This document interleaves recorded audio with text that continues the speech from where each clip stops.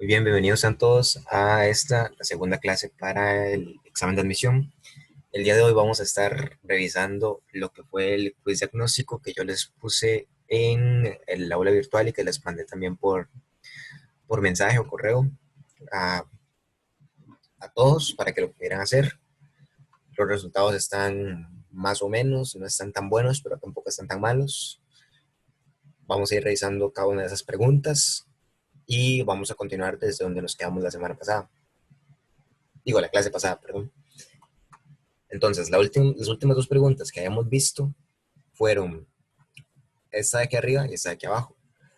Voy a explicar las dos rápidamente para que no haya ninguna confusión en cómo se resolverían. Entonces, la primera pregunta que tenemos arriba dice, si dos gallinas ponen dos huevos en 2 días, ¿cuántos huevos pone una gallina en 4 días? Aquí lo que tenemos que pensar es que esas dos gallinas están poniendo dos huevos juntas en 2 días. Entonces, si entre las dos gallinas en 2 días apenas ponen dos huevos, es porque cada gallina puso un huevo en esos 2 días. Entonces, cada gallina pone un huevo cada 2 días. ¿Cuántos huevos pondría una gallina en 4 días? Si en 2 días pone uno, en 4 días va a poner uno más que uno. Entonces va a poner dos huevos en 4 días. Por lo tanto, la respuesta correcta es la opción B. Aquí nada más no hay que confundir, ¿verdad?, los términos, no hay que pensar que dos gallinas ponen dos huevos en 2 días, entonces una gallina pone dos huevos en 2 días, entonces pensar que va a poner 4 huevos, 8 huevos, y bueno, también no pensar que una gallina puede poner 0.5 huevos, eso no tiene sentido, ¿verdad? Que ponga nada más medio huevo. Entonces, tener mucho cuidado con la lectura del problema, y ese es como el truco para que a uno le salga bien. Vamos ahora con el problema número 18, que dice, ¿de cuántas formas posibles se pueden acomodar a 5 personas en una fila? Para resolver este problema, ustedes tienen que pensar que tienen 5 personas. A esas 5 personas les van a pedir que se formen en una fila. Y ustedes pueden poner, qué sé yo, al primero de segundo, al segundo de tercero, al tercero de cuarto, y así estar variando con las personas que tienen en esa fila y analizar cuántas son las posibilidades que tienen para armarlo de una forma diferente. Entonces, tenemos que pensarlo así. Hay 5 posiciones. En la primera posición puedo colocar a 5 personas diferentes. Es decir, en la primera posición tengo 5 posibilidades. En la segunda, como ya puse una persona antes de ella, voy a tener nada más 4 posibilidades. En la tercera, voy a tener nada más 3 posibilidades porque ya puse a 2 de las 5 personas. 5 menos 2 es igual a 3. En la cuarta nada más voy a tener 2 posibilidades porque ya puse a 3 personas. Y en la última solo voy a tener una posibilidad porque ya puse a 4 personas. Así que para poder calcular todas las posibilidades diferentes tenemos que multiplicar cada una de las posibilidades que tenemos por cada posición. En la primera tenemos 5, entonces agarramos 5 por 4 que hay en la segunda, por 3 que hay en la tercera, por 2 que hay en la cuarta y por 1 que hay en la última. Y si hacemos la multiplicación sería 5 por 4 es 20, 20 por 3 es 60, 60 por 2 es 120 y 120 por 1 es 120. Entonces, las formas diferentes en las que se pueden acomodar a esas 5 personas en una misma fila es de 120. Entonces, la opción E es la respuesta correcta. Más adelante vamos a estar viendo más problemas de ese tipo para que lo tomen en cuenta, ¿verdad? Porque esos problemas son demasiado comunes en el examen de admisión. Entonces, si tuvieran alguna duda en cómo se resuelven o algo así, nada más escriben, traten de hacer varios problemas. Si ven problemas de ese tipo, me los manden y yo les ayudo a resolverlo en caso de que tengan dudas. Y ahora vamos con el primer problema del día de hoy. También quería decirles que subí un video resolviendo 10 problemas al otro canal que tengo que se llama Admisión VCX, que está también en esas presentaciones. Esos 10 problemas no los vamos a ver aquí, entonces si ustedes pudieran, busquen el canal cuando termine la clase, guarden el video y lo ven cuando tengan tiempo. Es como un material adicional, entonces, para que lo puedan aprovechar. La pregunta que tenemos nos dice, de acuerdo con la siguiente secuencia, tenemos la secuencia que es 0, 2, 6, 12, 20. Y tenemos que hallar cuál es el número correspondiente a la posición número 10. Y aquí tenemos todas las opciones. Tenemos en la opción 1, 40. En la B, 46. En la C, 90. En la D, 100. Y en la D, 102. Para poder resolver esta pregunta, ustedes tienen que encontrar cuál es el patrón que está siguiendo el aumento de los números, ¿verdad? Por ejemplo, aquí hay de 0 a 2, ¿cuánto hay? De 2 a 6, ¿cuánto hay? De 6 a 12, ¿cuánto hay? De 12 a 20, ¿cuánto hay? Y así tienen que hallar la forma de descifrar cuál es el número que va en la posición 10. Entonces, les voy a dar 2 minutos o 3, siento que 3 es mejor, es más prudente, para que traten de resolver la pregunta y escriban cuál creen que es la respuesta correcta. Ahorita vamos a ver cómo se resuelve. Entonces, 3 minutos a partir de ahora.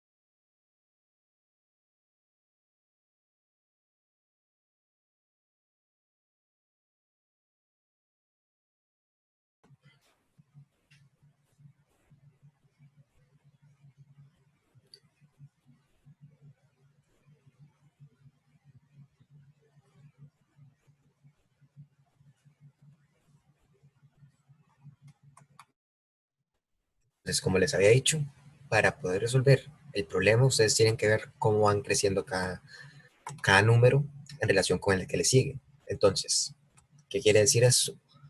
De 0 a 2 hay 2 números. De 2 a 6 hay 4 números. De 6 a 12 hay 6 números.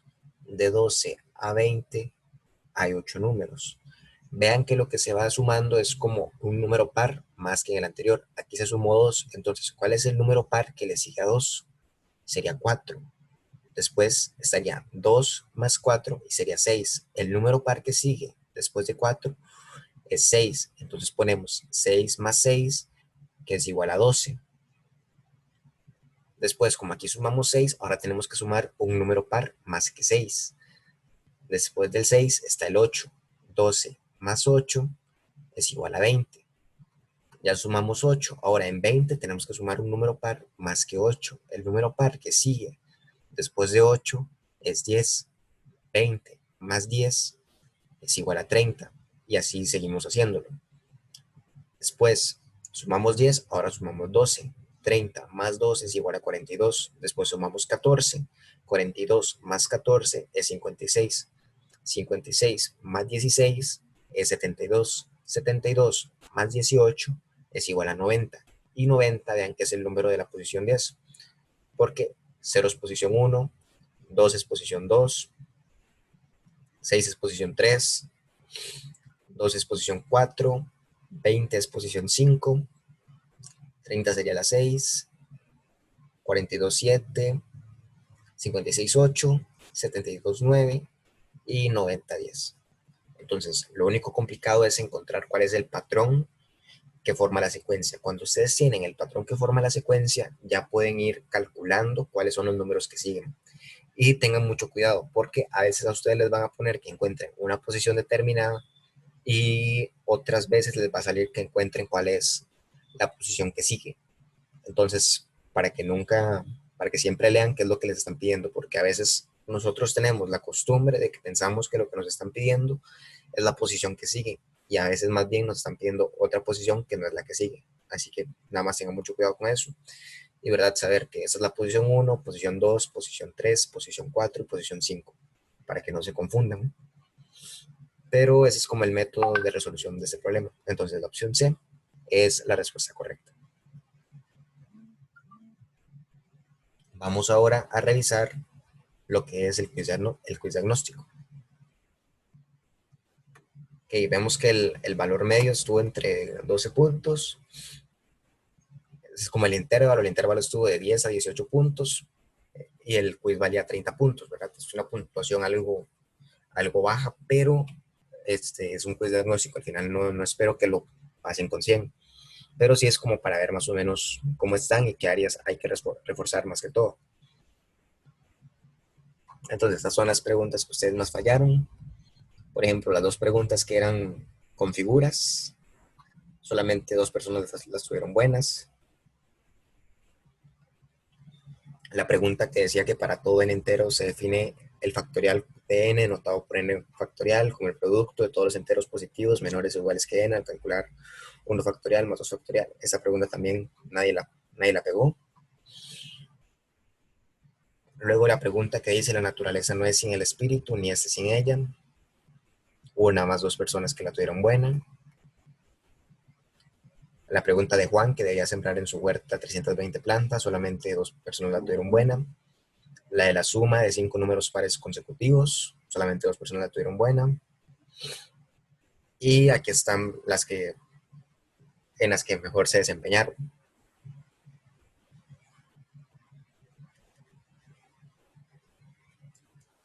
Entonces, les voy a explicar, por ejemplo, esta pregunta. Nos dice la pregunta: las siguientes figuras siguen un patrón por fila y por columna, que no necesariamente se muestra en cada casilla. Pongan atención con eso de que esos espacios en blanco no quiere decir que sean espacios en blanco, sino que la figura que está ahí no se va a mostrar para que ustedes la vean. Y a partir de ello, ustedes tienen que saber cuál es la figura que va en la casilla que está con el signo de pregunta. Entonces, ustedes tienen que ver si hay algún patrón con las figuras que están a la par. Por ejemplo, vean que esta aquí tiene 4 bolitas, pero aquí nada más tiene 3 bolitas. Noten cuál fue la que se quitó. La bolita que se quitó fue esta que estaba arriba a la derecha. Entonces, eso puede ser que nos diga algo. Veamos ahora en la segunda fila. En la segunda fila tenemos 5 bolitas y en la última tenemos nada más 3 bolitas.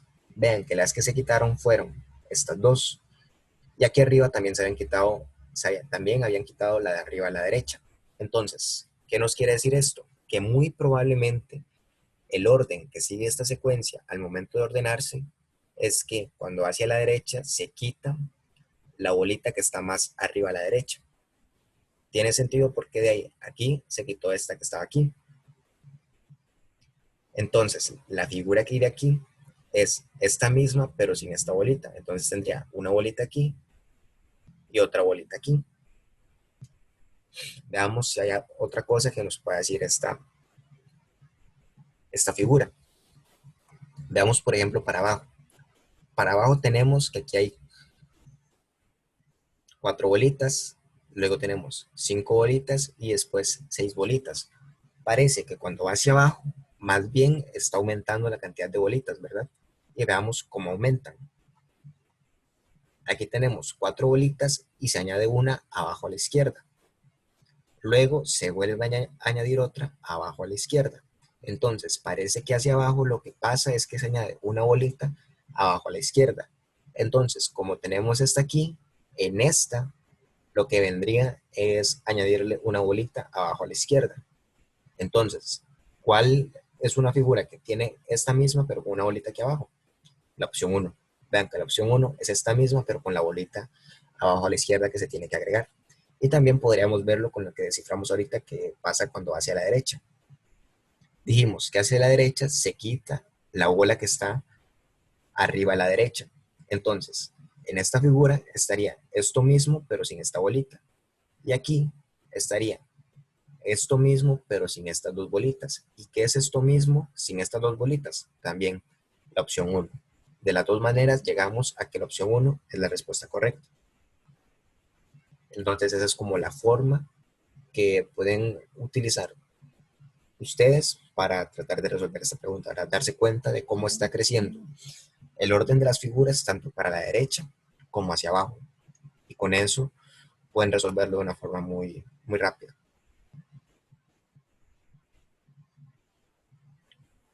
Ahora vamos a ver las respuestas ya directamente de todo el quiz diagnóstico. Voy a empezar con esta pregunta que es la de Juan, que debe sembrar en su huerta 320 plantas de zanahoria, 240 de lechuga, 360 y 360 de culantro. Nos dicen que el terreno disponible para sembrarlas es de forma rectangular y quiere que cada hilera tenga la misma cantidad de plantas, sin mezclar diferentes tipos en cada hilera. Lo que tenemos que hallar es el número de hileras que debe hacer. Entonces, algo importante que tienen que saber es que cuando nos piden hacer grupos de la misma cantidad a partir de números que nos están dando, lo que se hace es hallar algo que se llama máximo común divisor. Esto lo debieron haber visto creo que en la escuela o si no como en octavo o algo así de colegio. Esto no es más que la multiplicación de todos los divisores comunes que tienen esos números juntos. Vamos a verlo con este ejemplo. Vean que por ejemplo nosotros nos ponen tres números, 240, 360 y 320. Vemos que los tres terminan con 0, y si los tres terminan con 0, significa que los tres pueden dividirse entre 10. Entonces, 240 dividido entre 10 es nada más quitar el 0. Sería 24. 360 dividido entre 10 quedaría como 36. 320 dividido entre 10 es 32. Aquí cometí un error escribiendo 16, pero eso no nos altera al final, casi que nada. Entonces, después vemos que nos quedó 24, 36 y 32. Buscamos cuál es el mínimo número por el cual se pueden dividir. Vemos que todos tienen mitad, entonces sacamos la mitad de cada uno. Mitad de 24 sería 12, mitad de 36 sería 18. Aquí como era un 32, mitad de 32 sería un 16.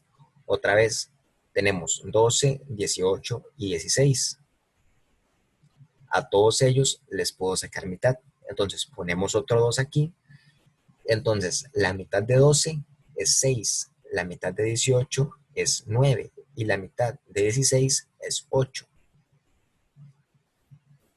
Tenemos que buscar si los tres tienen otro divisor en común. Vemos que 6 se puede dividir entre 2, pero 9 no se puede dividir entre 2. Sin embargo, 6 se puede dividir entre 3 y 9 también se puede dividir entre 3. Tenemos que ver si el último número también se puede dividir entre 3. Pero, como aquí lo que nos queda es un 8, 8 no se puede dividir entre 3. entre los tres ya no tienen divisores en común. Y como ya no tienen divisores en común, significa que ya no podemos hacer nada. Este sería el resultado que estábamos buscando. Ese es el máximo común divisor. Entonces, ¿cómo calculamos el máximo común divisor? Lo que tenemos que hacer es multiplicar 10 por 2 por 2. ¿Cuánto es 10 por 2 por 2? 2 por 2 es 4. 4 por 10 es 40. El máximo común divisor es igual a 40.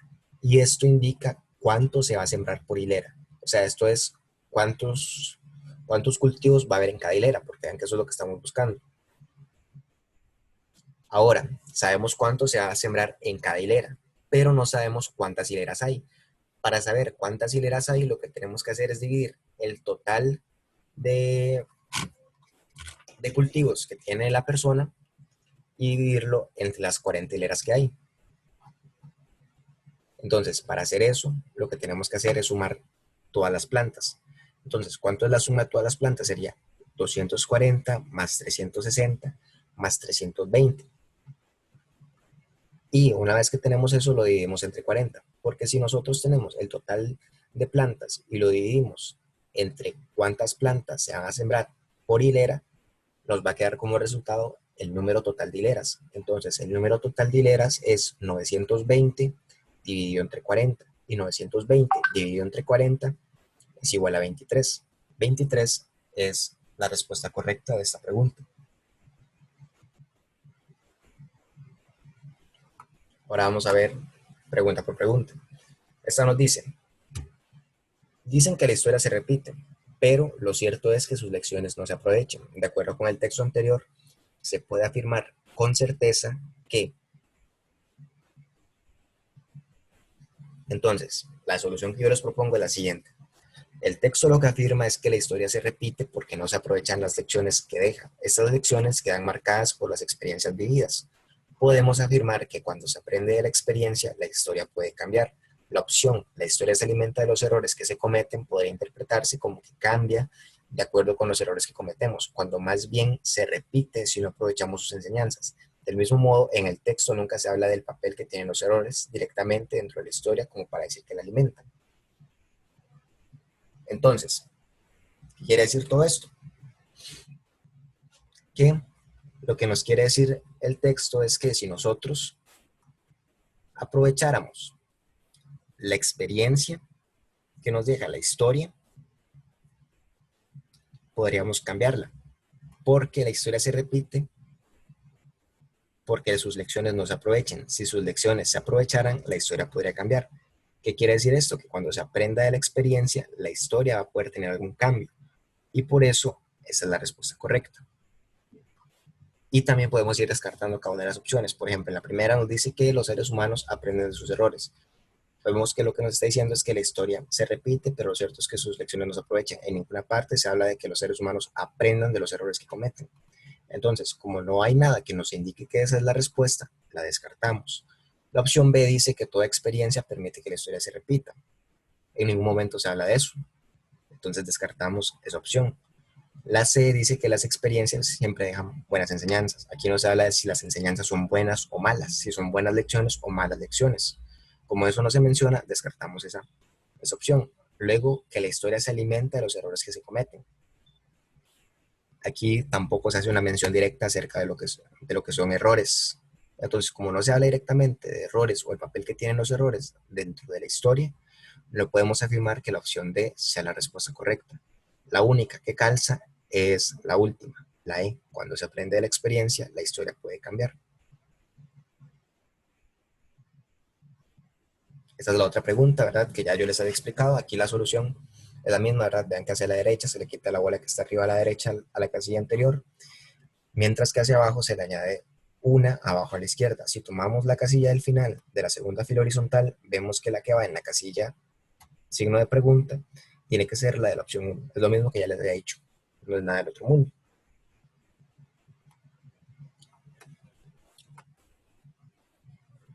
La siguiente pregunta dice, considere las siguientes premisas.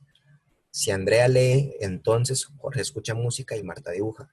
Si Jorge escucha música o Lorenzo baila, entonces Marta pinta. La premisa 3 dice, Marta no pinta y Andrea no lee. Entonces, ¿qué podemos concluir? Yo lo que les pongo es lo siguiente. Como Andrea no lee, sabemos que Jorge no escucha música y Marta no dibuja. Para que Marta pinte, Jorge debe escuchar música o Lorenzo debe estar bailando. Como Jorge no escucha música, concluimos que Lorenzo tampoco está bailando, ya que de lo contrario, Marta pintaría. Concluimos que Lorenzo no baila y Jorge no escucha música. Esta opción que acabamos de hallar, Jorge no escucha música, es una que estaba entre las respuestas de esa pregunta. Entonces, esa era la respuesta correcta. Y como nota adicional yo pongo que no podemos concluir que Marta no dibuja porque es algo que ya nos dicen las premisas. Vean que las premisas nos dicen Marta no pinta. Y para el examen, pintar y dibujar significa lo mismo. Por lo tanto, esta opción que dice Jorge no escucha música es la respuesta correcta.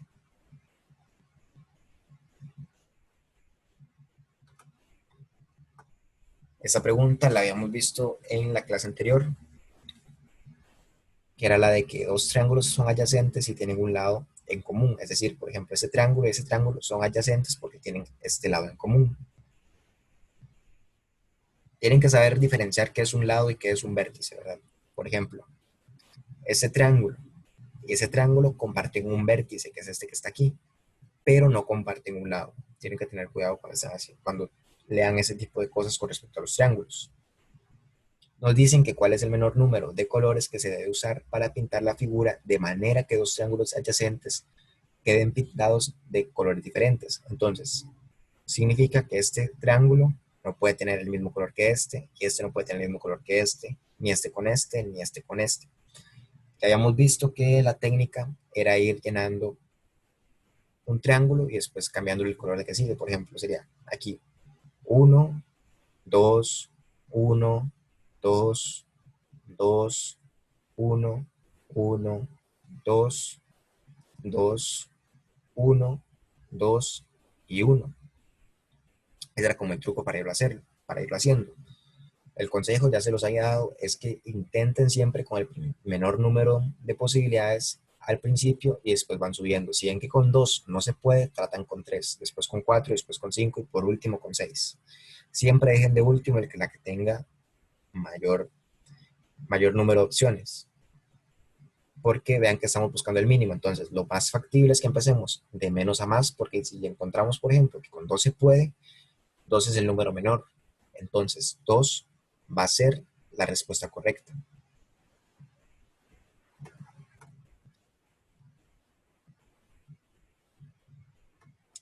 La siguiente pregunta dice, si A es mayor que B, B es mayor que C es mayor que D y D es mayor que E, ¿cuál de las siguientes expresiones es verdadera? Y teníamos varias expresiones. Vean que A es mayor que el resto, porque A es mayor que B, B es mayor que C es mayor que D y D es mayor que E. Entonces A es la más grande de todas. Entonces no puede ser menor que nadie. Tienen que saber cuál es el símbolo menor y cuál es el símbolo mayor. Entonces, ustedes lo identifican de la siguiente forma. Si apunta hacia la derecha, es símbolo mayor. Si apunta hacia la izquierda, es símbolo menor. Entonces, mano derecha es mayor, mano izquierda es menor. Sabemos que A no puede ser menor que nadie. Y en la opción 1, 3 y 5, A se pone como menor que otras letras. Entonces, como A no puede ser menor que nadie, descartamos esas tres opciones. Como B es mayor que D, también se quita la opción 2 porque la opción 2 dice o decía que D era mayor que B cuando es al revés, ¿verdad? Entonces, por eso descartamos la opción 2. Ya descartamos cuatro opciones. Entonces, la única que no hemos descartado tiene que ser la respuesta correcta. La menor letra es la E y la mayor es la A. Entonces, con certeza, A es mayor que E y la respuesta es la opción 4.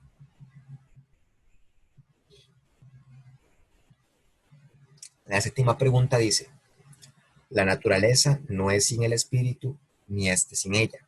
La relación que se establece entre la naturaleza y espíritu es, yo oí que muchos pusieron ahí que la respuesta era mutua, y en cierto grado es cierto que la necesidad entre las dos cosas, la naturaleza y el espíritu, es una necesidad mutua, pero ahí está el caso, la necesidad entre ellos es mutua, pero la relación no es lo mismo que la necesidad. Entonces, si nos dijeran que se trata de una relación de necesidad mutua, esa sería la respuesta correcta. Pero no es el caso, nos están pidiendo qué es la relación, no qué es la necesidad entre los dos. Por lo tanto, veamos que la naturaleza no es sin el espíritu ni este sin ella. Entonces, la naturaleza necesita del espíritu para poder existir. Y el espíritu también necesita la naturaleza. Por lo que llegamos a que la relación entre ambos es una relación necesaria, pues una no puede existir sin el otro y viceversa. Entonces, necesaria era la respuesta correcta de esa pregunta. Vamos ahora con la siguiente.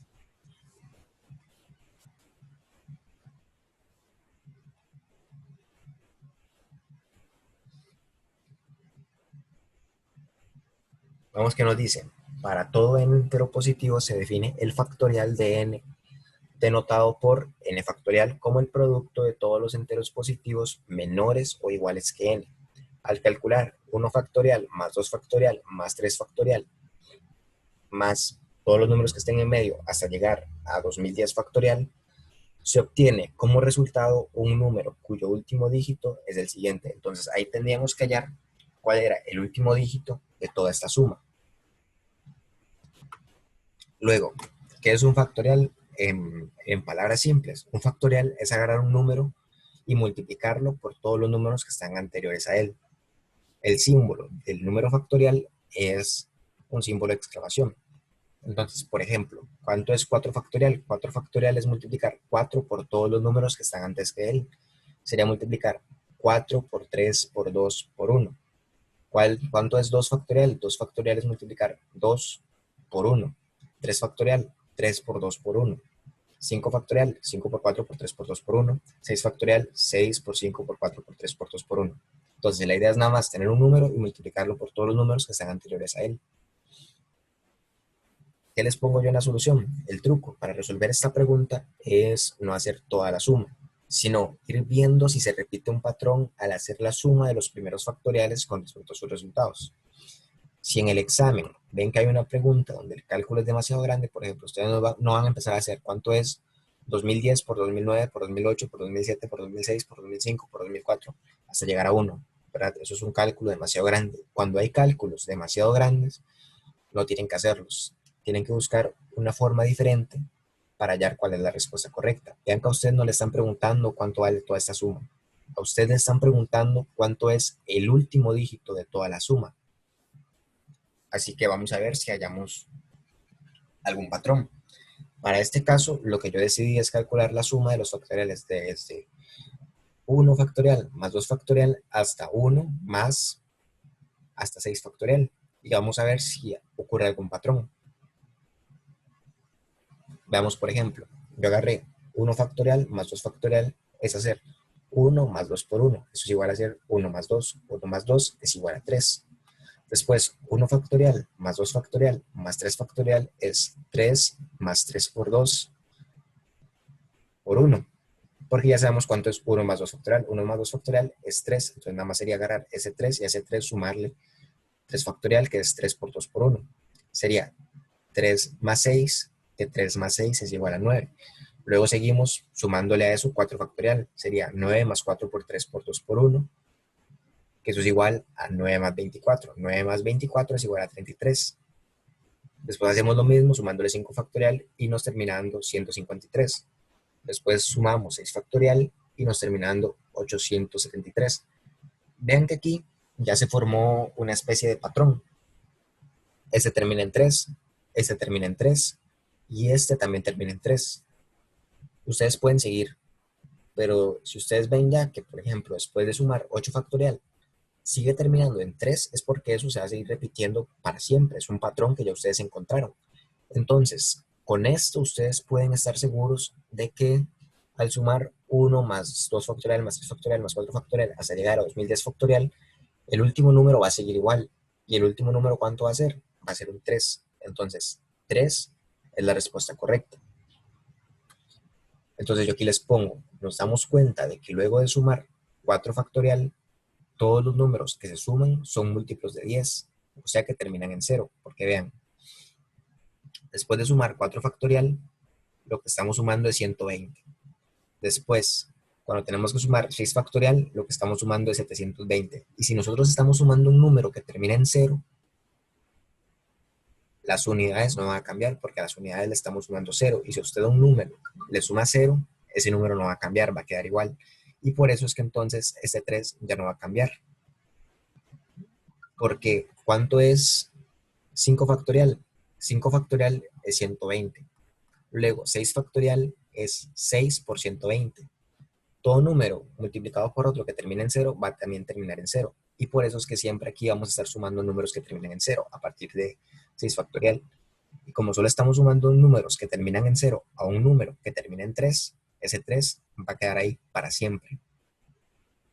Entonces, por eso también estamos seguros de que 1 más 2 factorial hasta llegar a 2010 factorial va a terminar en un dígito que es igual a 3. Entonces aquí yo les sigo poniendo, todos los factoriales que siguen van a ser múltiplos de 120, que termina en 0, y todo número acabado en 0 multiplicado por otro va a acabar en 0. Garantizamos con esto que a partir de la cuarta suma que hicimos, la que dio 153, el número de las unidades nunca va a cambiar, siempre será 3 a partir de ahí. Así que con certeza la suma 1 factorial más 2 factorial hasta llegar a 2010 factorial va a tener como último dígito un 3. Vamos ahora con la siguiente pregunta. Nos dice, la suma de 5 números pares consecutivos es S. Entonces, en términos de S, el tercer número se expresa así. Hay dos formas para hacer ese tipo de ejercicios. Hay una forma que es fácil y otra forma que es un poco más difícil. La forma fácil es imaginarse los números más pequeños que podrían cumplir con lo que se nos está pidiendo.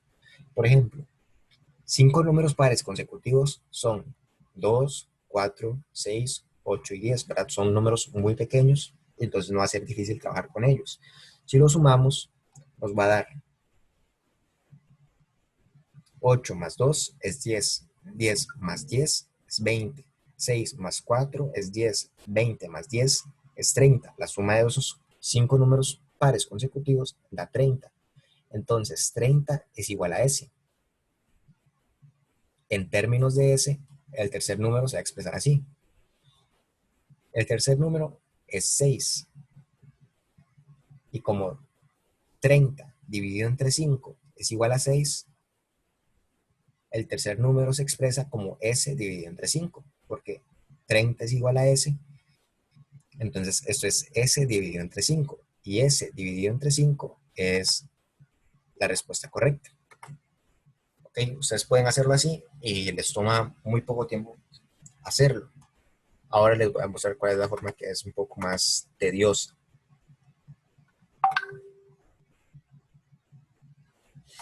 Si lo quisiéramos ver de una forma más general y algebraica, podríamos considerar una suma del siguiente tipo.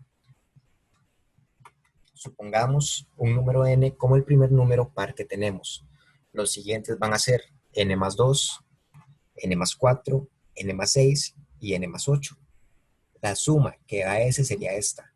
N más n más 2, más n más 4, más n más 6, más n más 8.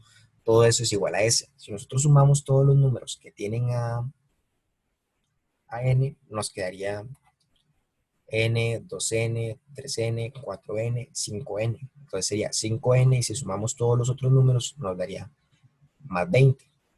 Entonces S es igual a 5n más 20. Si nosotros quisiéramos, despejamos n de la expresión a la derecha para dejarlo en términos de S. Entonces, ¿cómo hacemos este despeje? Este 20 pasa a restar, quedaría S menos 20. Luego, S menos 20 sería igual a 5n. Ese 5 pasa a dividir.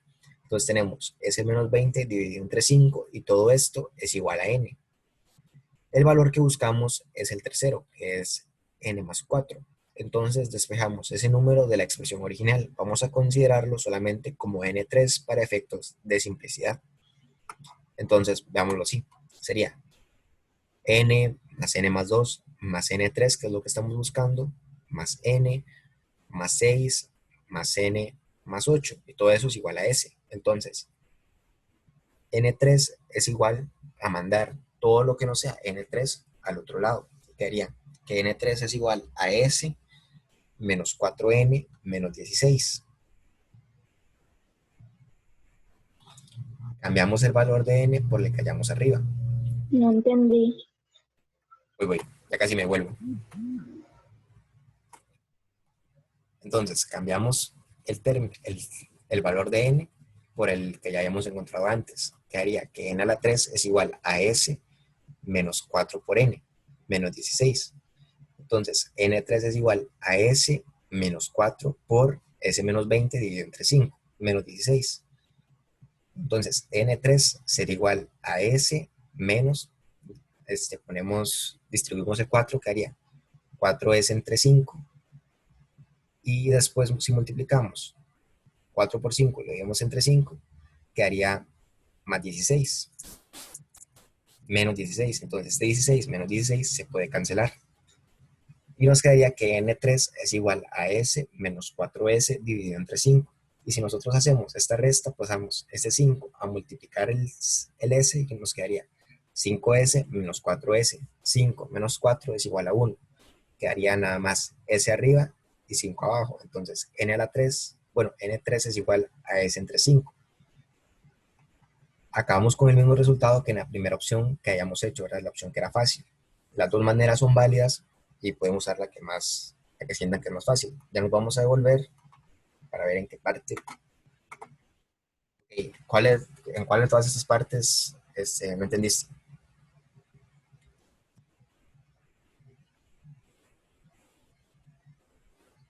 Sinceramente, ninguna. Desde el inicio no entiendo nada. De S, de N y todo eso. Vamos desde Pero si atrás. quiere continúe, no sé, No, no se atrase, no, tranquila. porque sí está bien largo. Voy. Ok, vamos a empezar desde el principio. Esta pregunta se puede hacer de dos formas. Una forma que es fácil y una forma que es difícil.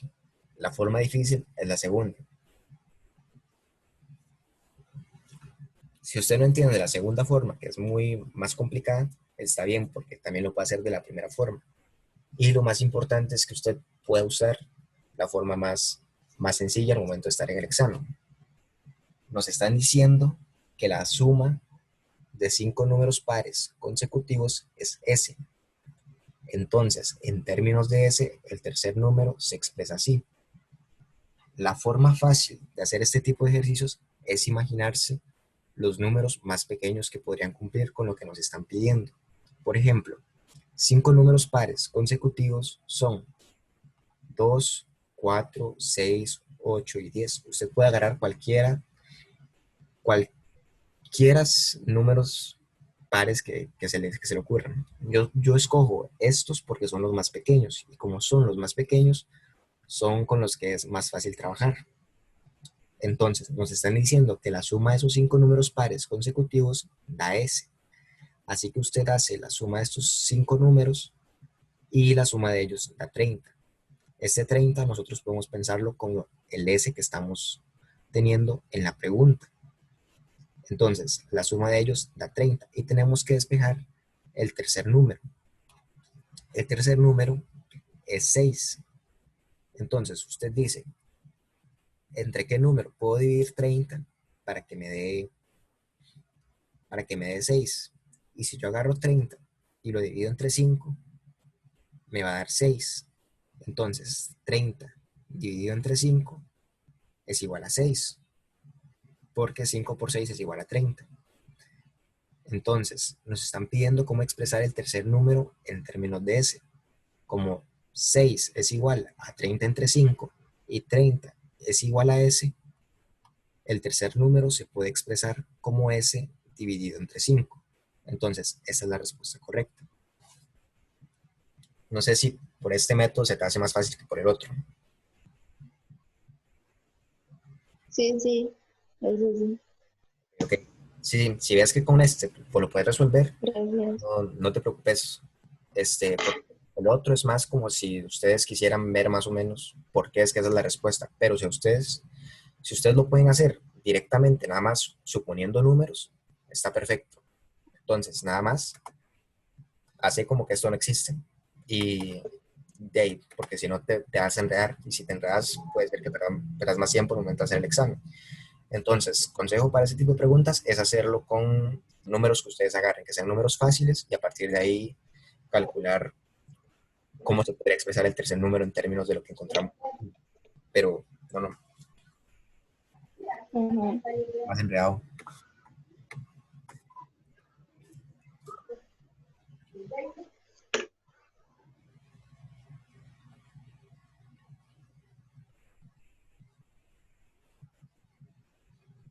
Ahora vamos con la siguiente pregunta, que dice, se lanza una moneda al aire 4 veces y se anota el resultado en el que cae, que es cara o cruz. ¿Cuántas combinaciones posibles de resultados podrían obtenerse? Esta pregunta es muy parecida a la que habíamos visto de la fila, donde teníamos 5 personas y teníamos que ver de cuántas formas podríamos armar esa fila con las 5 personas que teníamos. Entonces, lo que aquí tenemos que ver es cuántas posibilidades tenemos cada vez que tiramos la bola al aire. La primera vez que tiramos la bola al aire, tenemos 2 posibilidades. La segunda vez que la tiramos, tenemos otras 2 posibilidades. Estas posibilidades son cara o cruz, ¿verdad? La tercera vez tenemos otras 2 posibilidades. Y la última vez tenemos otras 2 posibilidades. Entonces, lo que hacemos es multiplicar todas las posibilidades. Sería multiplicar 2 por 2 por 2 por 2. 2 por 2 es igual a 4. 2 por 2 es igual a 4. 4 por 4 es igual a 16. Entonces, 16 es la respuesta correcta. Es lo mismo que elevar la cantidad de resultados por tiro 2 a las veces que lo estamos haciendo, que son 4. Entonces, 2 a la 4 es igual a 16. En total, tenemos 16 combinaciones diferentes de resultados. Aquí lo que hay que hacer nada más es multiplicar las posibilidades por cada vez que lo vamos haciendo. Entonces sería 2 por 2 por 2 por 2, que es igual a 16. 16 es la respuesta de esta pregunta. Vamos ahora con la siguiente.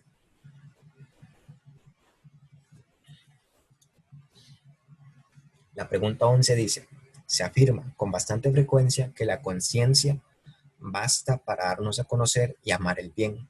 Lo expuesto en el texto anterior indica que. Entonces, ustedes tenían varias opciones para esta pregunta.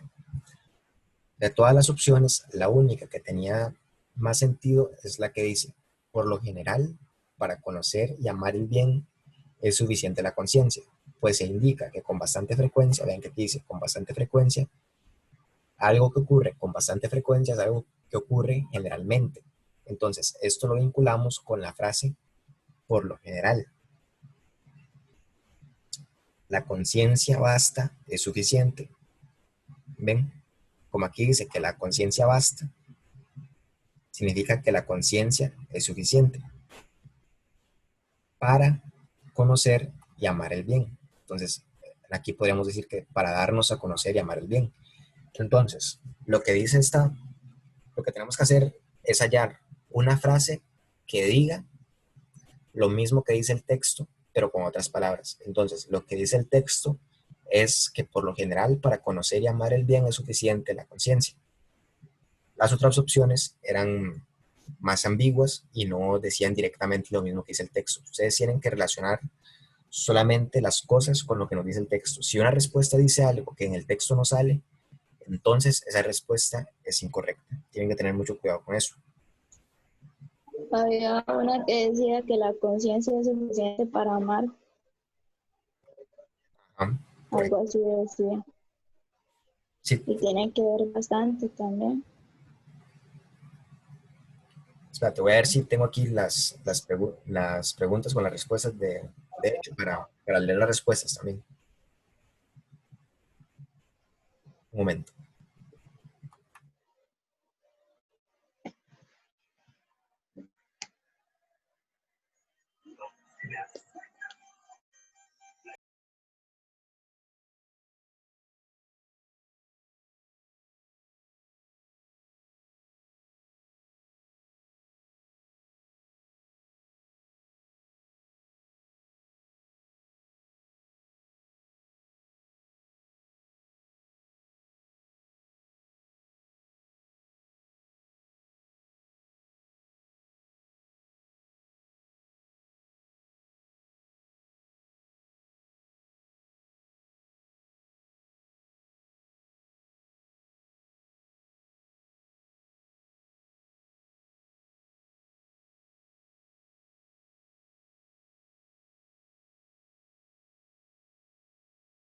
Ok, aquí tengo las opciones que tenía esta pregunta, entonces para ir como descartando cada una.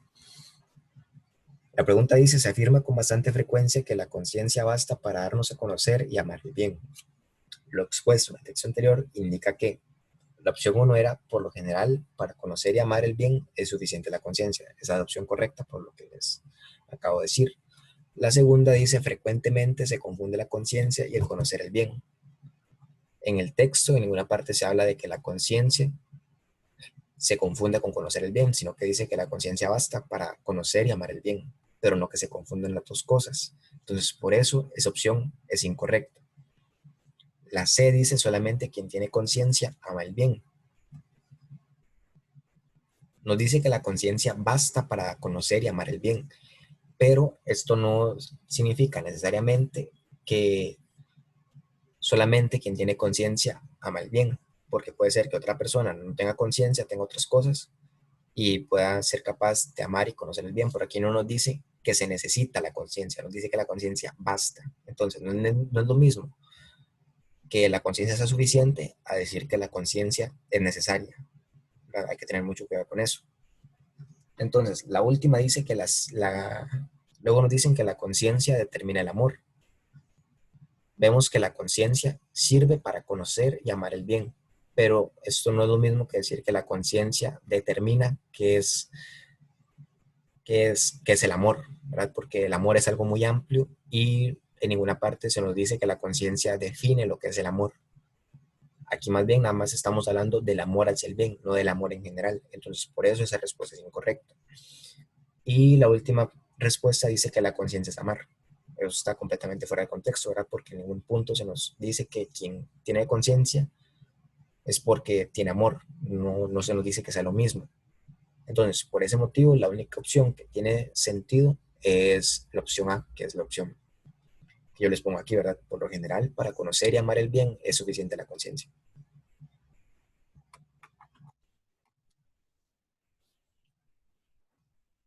Entonces, si tuvieran una duda, nada más me la dicen. Ahora vamos con la pregunta número 12, que dice, si ayer cumplí 20 años y el próximo año voy a cumplir 22 años, ¿qué día es hoy? Para que ocurra algo como lo que dice la persona ante el enunciado, Eso está bastante fácil. esta es sencilla. Ujú. Para que ocurra algo como lo que dice la persona del Ujú. enunciado, debió haber nacido el 31 de diciembre, ya que al día siguiente ya es otro año, ¿verdad? Y el próximo año va a cumplir dos más que los que cumplió el día anterior. Traten de imaginarse que ustedes están en la situación hipotética de que hayan nacido el 31 de diciembre. Entonces, como su cumpleaños fue ayer y ayer fue 31 de diciembre, hoy es 1 de enero. Es como nada más que ustedes imaginen que cómo puede ser posible algo como lo que dice esa persona, ¿verdad? Y las otras opciones eran 30 de diciembre, no tiene sentido. 29 de febrero, tampoco. 28 de febrero, tampoco. Entonces, la respuesta tenía que estar entre 1 de enero y 31 de diciembre. Y tiene más sentido decir algo como eso cuando es 1 de enero, porque es como ahí el límite entre un año y otro. Entonces, por eso, 1 de enero es la respuesta correcta. Ahora veamos la pregunta número 13. Dice, Considere las siguientes premisas. Premisa número 1. Todos los ciervos tienen cuernos. Premisa número 2. Algunos rumiantes son ciervos. Al tener todos los ciervos cuernos y haber algunos rumiantes que son ciervos, entonces ustedes imaginan un espacio donde están los rumiantes. ¿Sí? Después dibujan otro espacio donde están los ciervos. Todos los ciervos tienen cuernos. Como hay algunos rumiantes que son ciervos y todos los ciervos tienen cuernos, entonces esos pocos rumiantes que son ciervos son rumiantes que tienen cuernos. Entonces algunos rumiantes tienen cuernos. Si lo vemos con el dibujo, tenemos en un espacio donde están todos los rumiantes. Aquí están los ciervos con cuernos y en este espacio están los rumiantes que también tienen cuernos. Entonces también lo pueden hacer por medio de los diagramas. En la región que comparten los dos diagramas están algunos rumiantes que tienen cuernos. Luego aquí tenemos otra pregunta que es muy parecida a la que habíamos visto antes. Nos dice, el producto de los números naturales A y B es S. Si A se aumenta en 2 unidades y luego se multiplica por B, el resultado del nuevo producto es. Entonces, la solución fácil, como vimos en la pregunta 10, es imaginar dos números. Digamos 1 y 2. 1 y 2 son números muy pequeños, entonces es fácil trabajar con ellos. Digamos que 1 es A y 2 es B.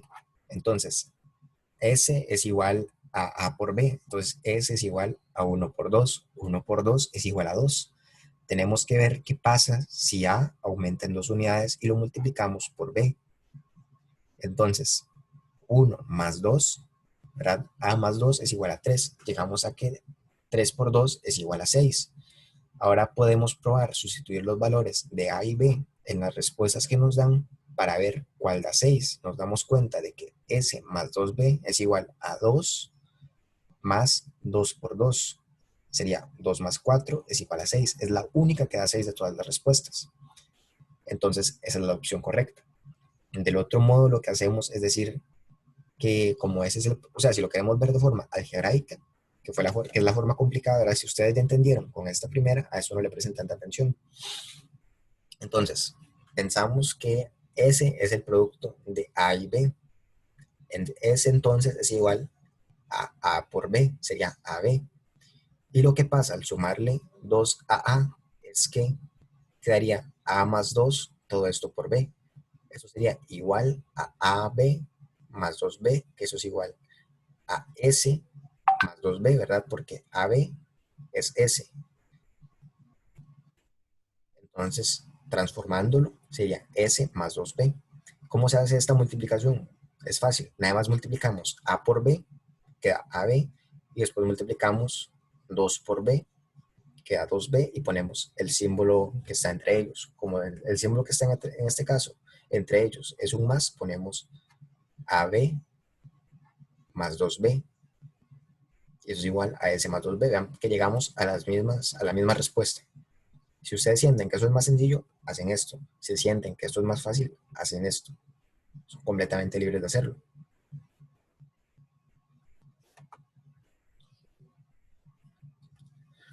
La última pregunta dice, Mariela numera consecutivamente las páginas de un cuaderno empezando con 1 en la primera página. En el proceso de numeración utilizó 187 dígitos.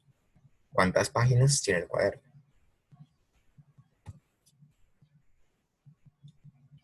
Ok, sabemos que de la página 1 a la página 9 usó 9 dígitos, ¿verdad? Porque cada página necesita un dígito. Como luego empezó a hacer 2 por página, ¿verdad? Porque después vendría 10, 11, 12, 13, 14. Por cada una de ellas se ocupan 2 dígitos. Sabemos que usó 187 dígitos. Debemos darnos cuenta que en las páginas restantes usó 187 menos 9.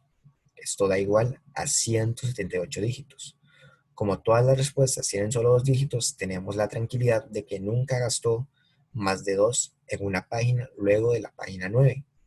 Entonces, dividimos esos 178 dígitos entre los 2 que gasta por página para hallar el resto que numeró aparte.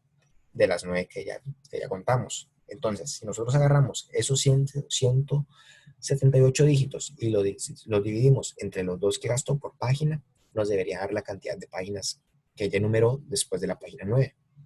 178 dividido entre 2 es igual a 89. Entonces, luego de la página 89, enumeró 89 páginas más, con lo que nada más nos queda hacer la suma. ¿Cuánto es 89 más 9? 89 más 9 es igual a 98. Entonces, en total, enumeró 98 páginas, que son las páginas que tiene el cuaderno. Entonces, 98 era la respuesta correcta a esa pregunta. Entonces, con eso ya habríamos revisado todo el quiz. De igual forma, si ustedes tienen alguna duda con otra pregunta que no les quedó muy claro, pero si quieren que se las explique por aparte, nada más me escriben un mensaje cuando quieran, porque yo estoy casi que disponible 24/7, entonces tranquilidad completa con eso.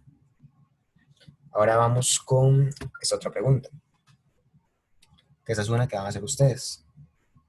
Dice, el escritor Aldous Huxley afirmaba que en la mayoría de los casos la ignorancia es algo superable. No sabemos porque no queremos saber. De acuerdo con el texto anterior, se puede afirmar con certeza que el autor observa, sobre todo en la ignorancia, un componente irreversible, perjudicial, transitorio, voluntario o definitivo. Entonces les voy a dar... Voluntario. Okay, ¿por qué voluntario? Porque la ignorancia es voluntaria. Si usted quiere ser ignorante, puede ser ignorante. Si no quiere ser ignorante, pues no lo es. Es algo voluntario. Usted puede decidir en qué momento cambiar eso, ¿no? Muy bien, sí, claro. O sea, porque irreversible no se trata de contexto, y perjudicial no, porque no perjudica en lo absoluto, porque usted puede vivir ignorante toda la vida. No le va a pasar nada. ¿Cuál es? No, sí, en realidad es muy bueno el análisis, porque es cierto, veamos que el texto lo dice al final, no sabemos porque no queremos saber. Entonces, por ponerlo así como en palabras simples, uno es tonto porque quiere. Entonces, usted es ignorante porque le da la gana de ser ignorante. Entonces, usted tiene la voluntad de ser ignorante. Así que la respuesta correcta es voluntario. Sí, está muy bien. No sabemos porque no queremos saber, y a veces leyendo también le dicen a uno, ahí la respuesta. Sí, muy bien. Vamos entonces ahora con la siguiente. En una reunión de 10 invitados, cada persona solo puede comer 2 bocadillos, 2 del mismo tipo, o uno, cualquiera de sus combinaciones. Entonces, si se sabe que en la reunión se comieron 11 emparedados, 6 tortillas y 3 empanadas, con certeza hubo al menos un invitado que, y tenemos ahí las 5 opciones. Entonces, ¿cuál es o cuál piensan ustedes que es la respuesta correcta?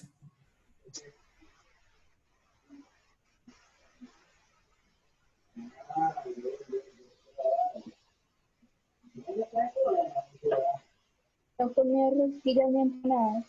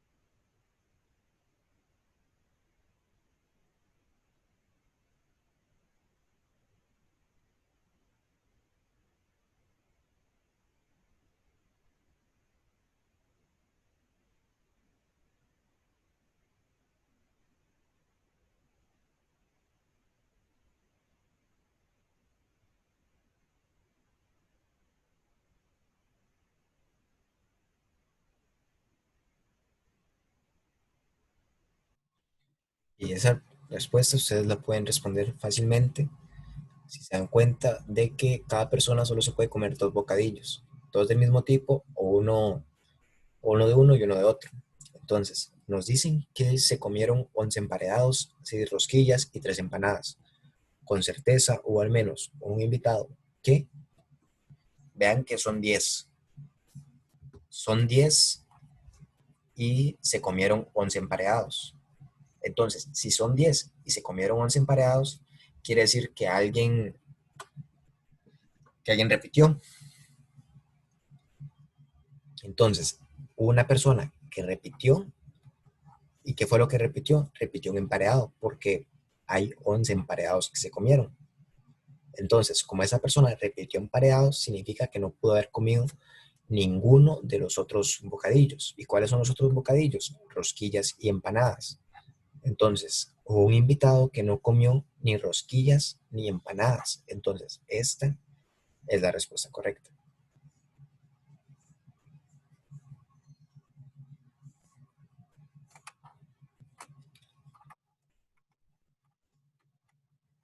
Entonces, vean que los 10 invitados solo pueden comer dos bocadillos y se comieron 11 emparedados. Para que esto pase, una persona debió escoger dos veces la misma opción.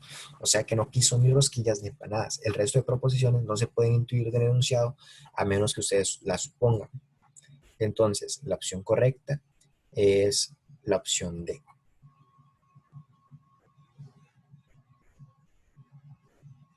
Vamos con otra pregunta. Dice, del análisis de las ecuaciones, x más y es igual a 10 y x más z es igual a 8, se concluye que opción 1, y es igual a z, opción 2, y es el doble de z, opción 3, y puede ser menor que z, opción 4, y necesariamente es menor que z, opción 5, y es necesariamente mayor que z.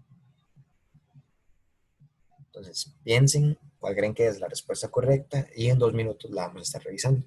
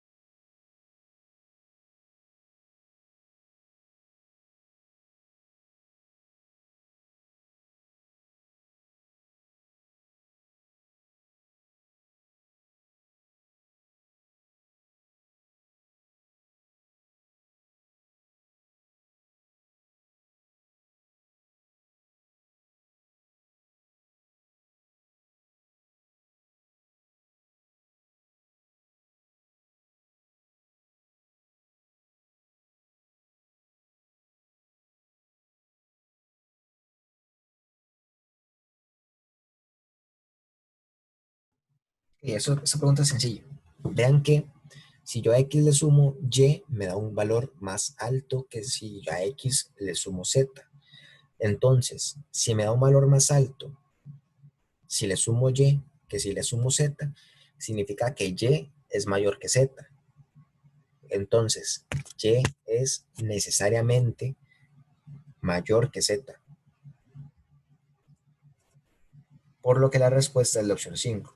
La opción 2 no es correcta porque no sabemos cuánto es el valor, qué, tan, qué tanto es mayor el valor de Y que Z. Entonces no podemos decir con seguridad que Y sea el doble de Z. Pero lo que sí sabemos es que Y es mayor. Tiene que ser mayor porque si no, no podría darnos un resultado mayor al sumarlo. Entonces, como nos da un resultado mayor al sumarlo que al sumar Z, Y es mayor que Z. Entonces la opción 5 es la respuesta correcta.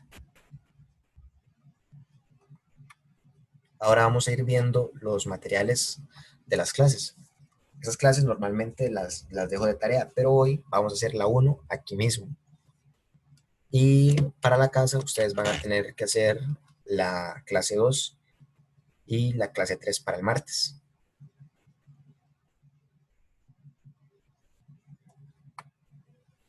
Entonces vamos a ir viendo, creo que nos va a dar tiempo de ver la mitad de las preguntas de la clase 1.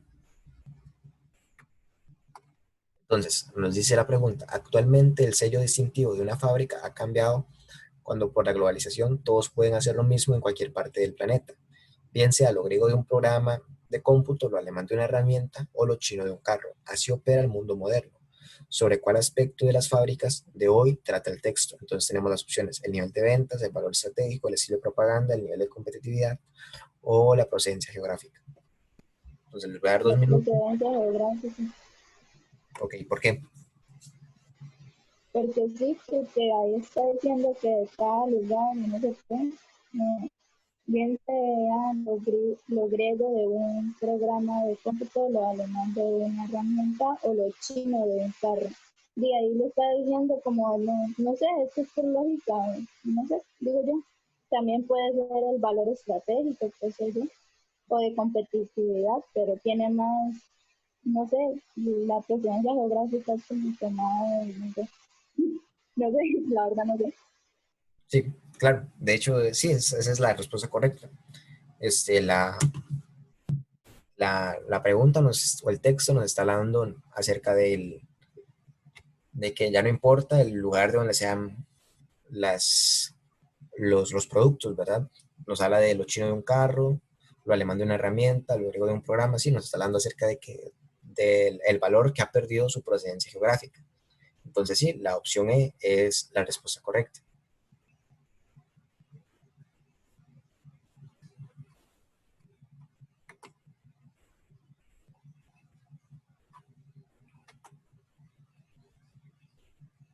Vamos ahora con la siguiente pregunta, que dice, Ah, mira, también decía que todos pueden hacer lo mismo en cualquier parte del planeta.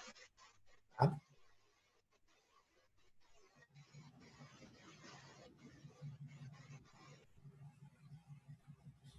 vamos ahora con la pregunta número 2. Dice, un psicólogo español afirmaba que la única defensa contra el planeta es tener un conocimiento perfecto de él. Este psicólogo, ¿qué le atribuye al conocimiento? Entonces tenemos las opciones, el valor de la victoria, un carácter definitivo, la propiedad del amparo, el problema de la ignorancia o la condición de la inteligencia. Entonces, ¿qué le atribuye el psicólogo de la pregunta al conocimiento? Entonces, piensen y ahorita escriben cuál creen que es la respuesta correcta o la dicen como quieran.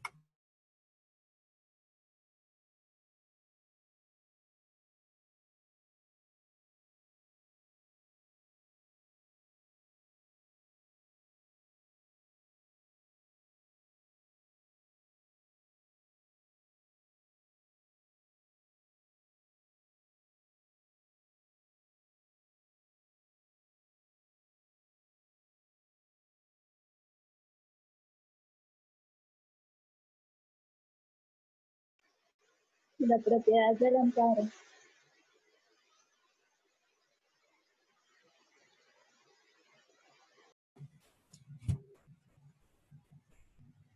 Muy bien, viéndolo, ¿verdad? Él dice que la única defensa contra el planeta es tener un conocimiento. Entonces, el conocimiento es como el amparo que nosotros tenemos para poder defendernos contra el planeta. Entonces, amparo es propiedad de defender. Entonces, la propiedad del amparo es que sirve como un escudo, sirve como una defensa. Y el psicólogo español dice que el conocimiento perfecto es una defensa contra el planeta. Entonces, es correcto decir que él le otorga al conocimiento la propiedad del amparo. La opción C es la respuesta correcta.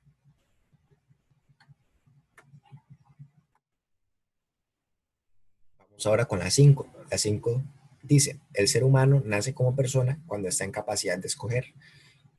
Según esto, ¿cuál es la característica que define la condición de persona?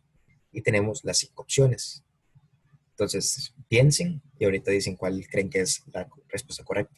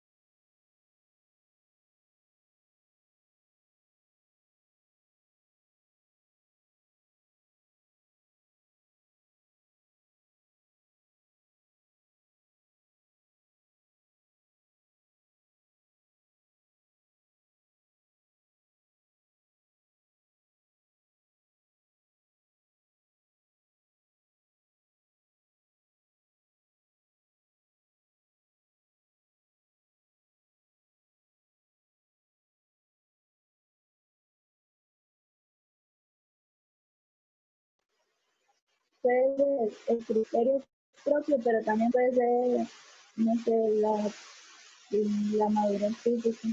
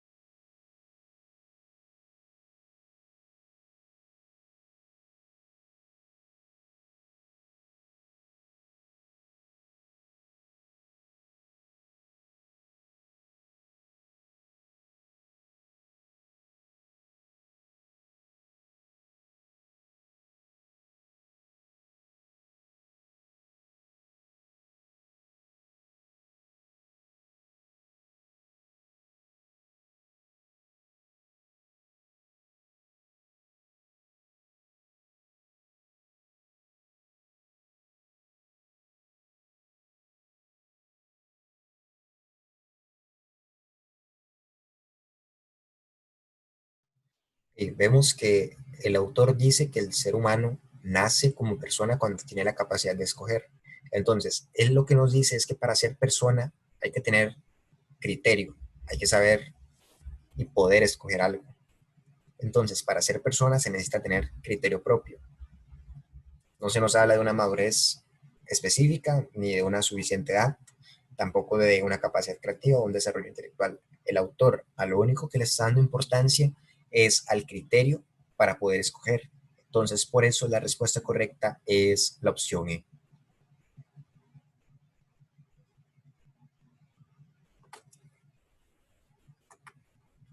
Ahora vayamos con la pregunta número 3 de esa clase que dice, en diversos países, la globalización, lejos de proveer mayores montos económicos o la superación de los trabajadores, ha causado que los salarios sean mínimos. Entonces, con certeza, y tenemos 5 opciones, tenemos que hallar cuál de todas estas ocurre con certeza a partir del texto que tenemos arriba.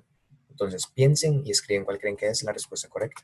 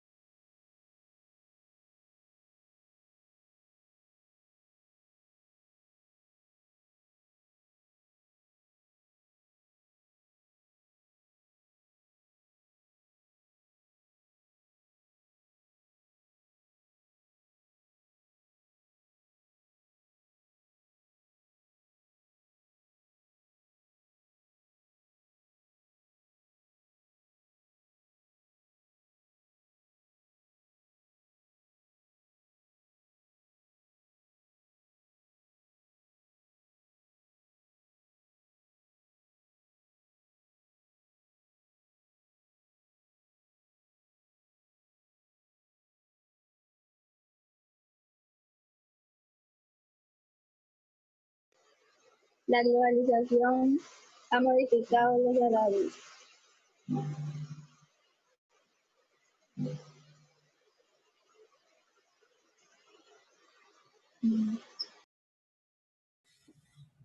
Ok, ¿verdad?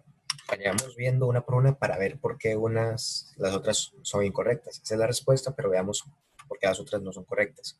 La primera dice que la globalización eliminó los montos salariales. Vemos que no los ha eliminado porque ha hecho que los salarios sean mínimos. Entonces, sigue habiendo salarios, pero ahora son mínimos. Es decir, se han modificado los salarios, que eso es lo que dice la opción B. Entonces, por eso la opción B es correcta. La C nos dice que la globalización logró unificar los ingresos. En ninguna parte se nos habla de cómo ha trabajado con los ingresos de las fábricas o de las industrias. Entonces, como en ninguna parte se habla directamente de los ingresos, de cómo funcionan ahora, entonces esta opción no puede ser correcta. La D dice redistribuyó los ingresos. Otra vez no se habla en ninguna parte algo de los ingresos. Entonces, como no se habla de los ingresos, descartamos la C y la D. Y la última dice que la globalización congeló los sueldos, es decir, los dejó de dar. Es muy parecido a lo que dice la A, y ya vimos que lo que dice la A no es cierto. Entonces, esto tampoco es cierto porque los salarios se siguen dando. Entonces, la única que tiene sentido es la opción B.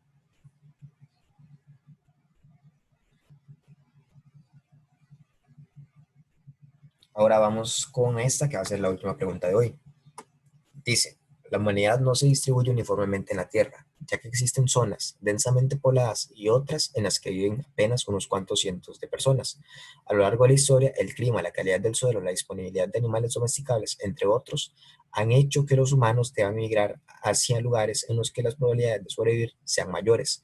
Como evidencia de esto, existen desiertos y los pueblos del planeta en donde habitan pocos humanos. Entonces, tienen que hallar ustedes aquí cuál es la idea implícita en el texto.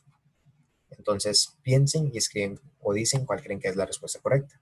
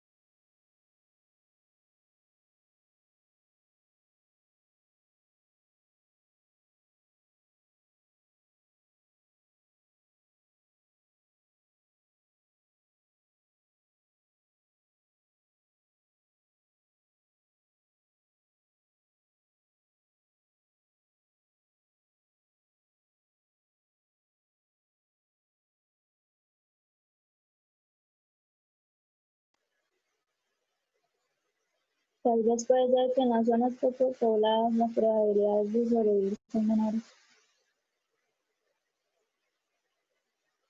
Los factores sociales influyen en la migración poblacional. Tal vez la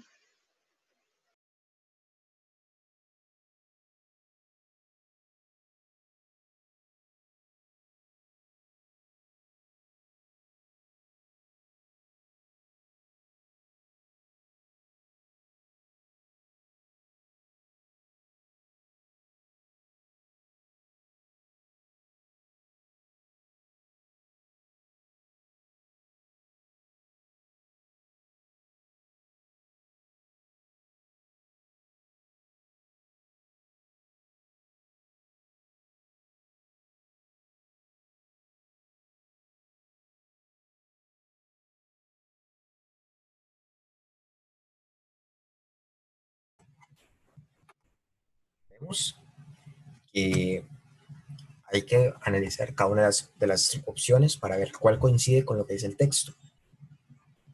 Vemos que la primera dice que los factores sociales influyen en la migración poblacional. Vean que nos dice implícito en el texto.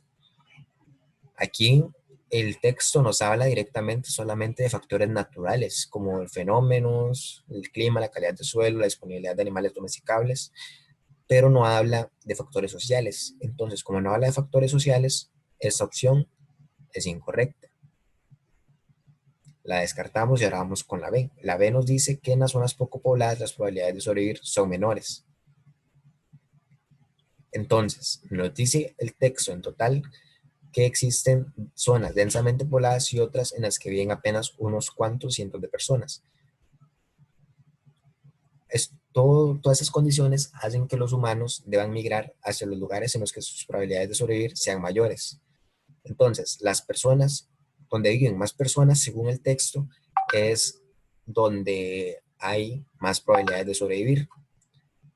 Como evidencia de esto, existen desiertos y los polos del planeta. Esos lugares son lugares donde cuesta mucho sobrevivir y ahí habitan pocos humanos. Entonces, implícitamente lo que nos dice el texto es que donde viven más personas es donde hay más probabilidades de sobrevivir.